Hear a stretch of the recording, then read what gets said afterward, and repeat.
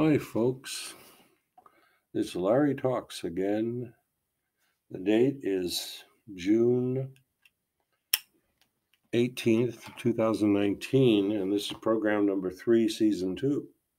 The topic is a definition of God. How dare I? how am I allowed to speak on this topic with some kind of wisdom? And the answer is I studied to be a priest for 8 years in the Catholic Church, tonsured. I went to graduate school at San Francisco State for 3 years, got a master's degree in humanities. Then I taught world religions for 33 years. And I'm a practicing Episcopalian now because it's the most inclusive church there is.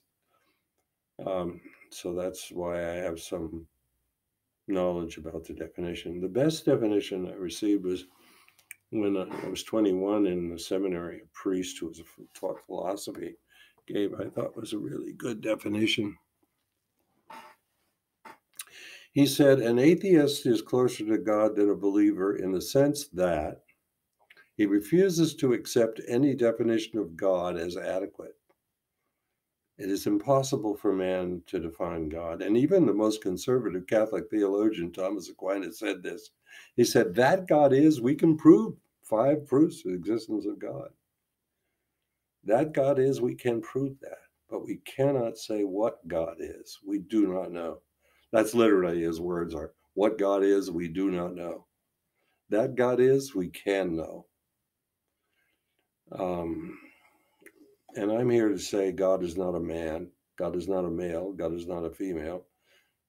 You begin with what's called the via negativa by saying everything that God is not.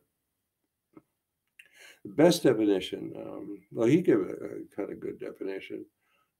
God is the center which is everywhere and the circumference which is nowhere. In other words, God is present everywhere and in everything in the universe. And there's a consciousness there that is so beyond our understanding. Yeah, all the religions agree on that.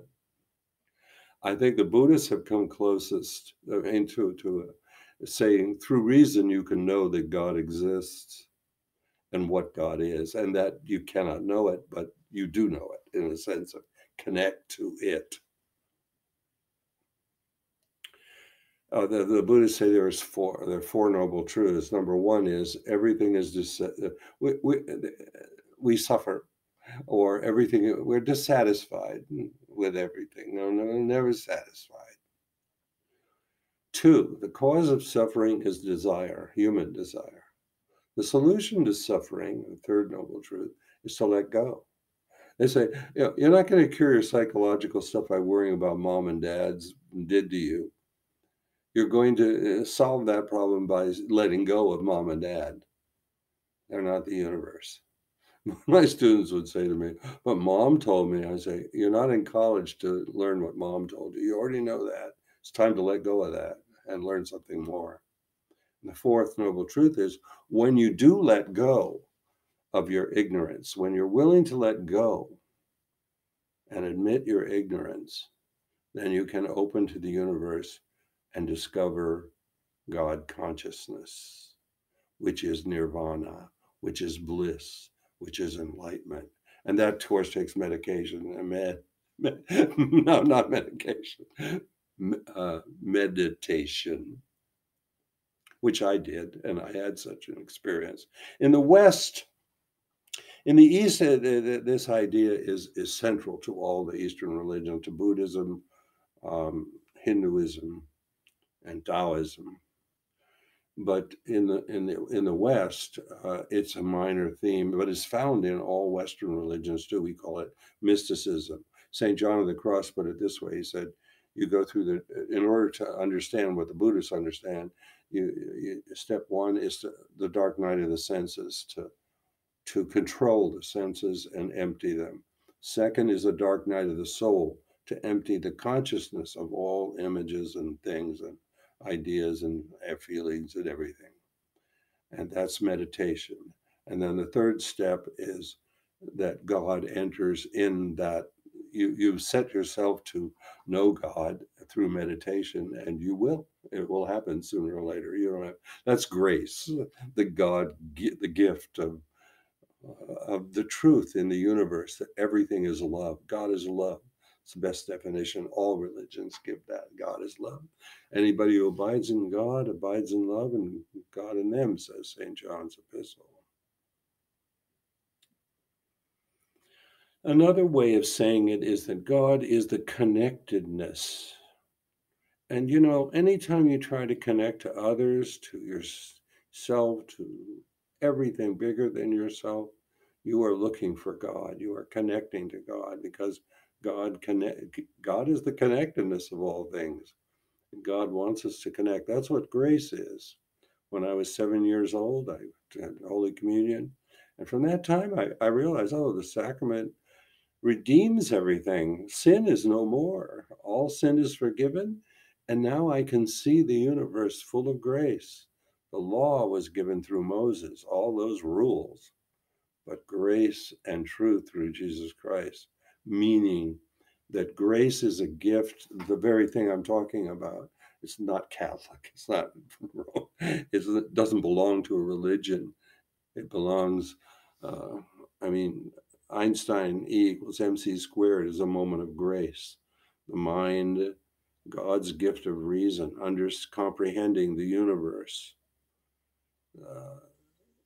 Einstein came up with a theory of relativity and didn't find evidence for it for 20 years. But later, everybody says now that the modern science has proof that his formulas were correct, and that his insight that energy equals mass times the speed of light squared is real. Where did that come from? It came through reasoning. It's a gift from God. It's part of grace. We should not separate grace from science. Science is a gift from God so that we can understand our universe. And that's the next thing I want to talk about is afterlife and the science of afterlife today. How interesting all the new methods of science and journalism trying to understand the experiences we have of life after death. Um, But see, that's all I have to say about the definition of God. God, to summarize, God is the center which is everywhere. No, the center which is nowhere, and the circumference which is everywhere. Nowhere. I'm sorry. God is the center which is everywhere, and the circumference which is nowhere. In other words, God consciousness pervades the entire universe. How does it do that? With love. What is love? Love is the connectedness of all things in creation, all nature, all religion, everything connected. So whenever we try to connect, we're looking for God, because that's where God is. And of course, the greatest connection of all is through meditation, through a mystical experience where we actually feel that energy. And all people, that's a great, you wonder why people meditate. That's why, because they have this experience. And you say, I don't know what the hell you're talking about. Well, you haven't tried. And it may take years. It took me years. I had a mystical experience at 19. I had lost all faith in God. But that, there's a lot to you. Got to become an atheist before you can become a believer. You have to empty yourself of all the crap that language gives you about notions about God and God being a man and all. And I'm not against the incarnation and all. But the incarnation is a meditation on the fact that of grace, that everything is transformed. But you first have to see the big picture. That's what we don't see. Oh, I got the one true religion. Outside the church, there is no salvation. BS. Salvation is given to you. And even the Catholic Church believe that grace is not automatic. It's the sacraments provide it, but you must choose it. If you don't choose it, nothing happens. That's a Catholic belief. It's a very conservative belief. That's what I believe. But every religion has a different way of saying that if you open yourself to the universe, reason, and grace, that everything will be you will grow and you will Be happy and you will find God. Guaranteed you will find God because it's out there in nature. You can't suppress it, it's everywhere. If you want to comment on this, I have comment at this is again a third program in in the second series of Larry Talks. I have my own channel now, and I've gotten some nice comments. I've also gotten some hate mail. Uh, and by hate mail, I mean someone who just throws stones at me and says, "You're a pervert," because, oh, don't button your shirt. Ooh, ooh, I'm a pervert. And what was the other thing? May you step on Legos. I'm a propagandist for what I'm a propagandist. Oh, it's white. Michael Jackson wasn't white. He sure looks white to me.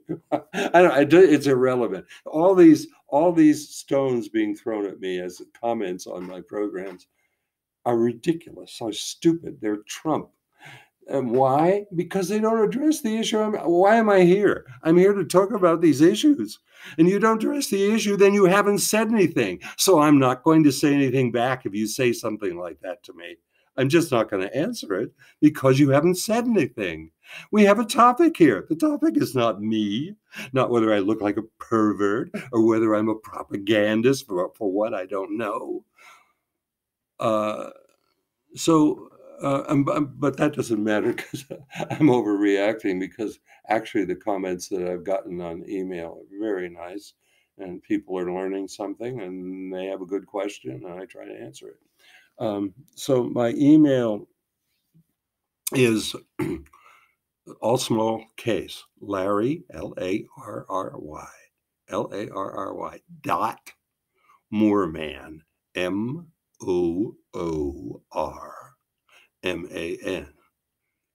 at AOL.com.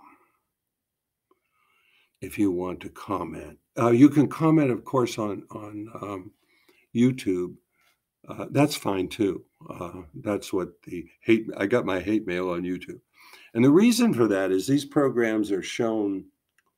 They're shown kind of randomly. If someone picks a topic and someone says religion, then they'll show this program. If people like it, they throw stones at me. And if they don't, it doesn't matter to me. I'm 80 years old. I taught 25,000 students. I'm over it. Whatever you say to me, I'm over it. I'm loved by many people and have a life, and I can let go of crap really easy. I just don't dwell on it and get over it. So the next program will be about the afterlife. There's been some wonderful stuff written, a new science of the afterlife, and scientists and people who experience things.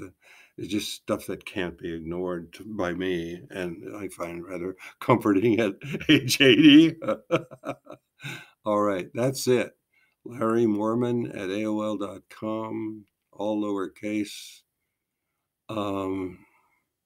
And the next program in the next couple, well, maybe a month from now, will be about the afterlife. That should be interesting because I'm going to review like 4 books on the scientific view of the afterlife. Really interesting stuff. So that's Larry Talks for now. See you later.